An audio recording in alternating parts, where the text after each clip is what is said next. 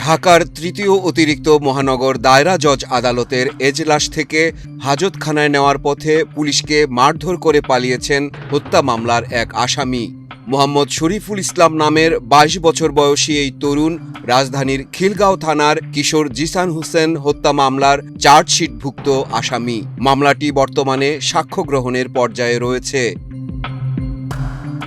১৯ June বৃহস্পতিবার বেলা ১১:৩০টার পর সংশ্লিষ্ট আদালতের দায়িত্বে থাকা পুলিশ কনস্টেবল মোহাম্মদ শহীদুল্লাহকে মারধর করে ছুটে পালিয়ে যায় আসামি শরীফুল। এ তথ্য নিশ্চিত করেছেন ঢাকা মহানগর দায়রা জজ আদালতের হাজতখানার ইনচার্জ এসআই রিপন। তিনি বলেন, আদালত থেকে হাজতখানায় নেওয়ার সময় পুলিশকে আঘাত করে পালিয়ে যান আসামি শরীফুল।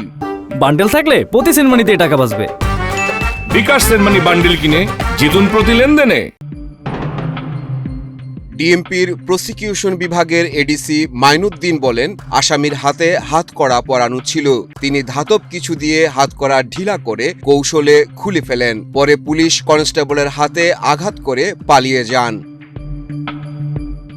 এদিকে আদালত এলাকার সিসিটিভি ক্যামেরার ফুটেজে আসামি শরীফুলের পালিয়ে যাওয়ার দৃশ্য ধরা পড়েছে। সেসব ফুটেজ বিশ্লেষণ করে আসামির পালিয়ে যাওয়ার কারণ উদ্ঘাটন ও তাকে গ্রেপ্তারের চেষ্টা চলছে।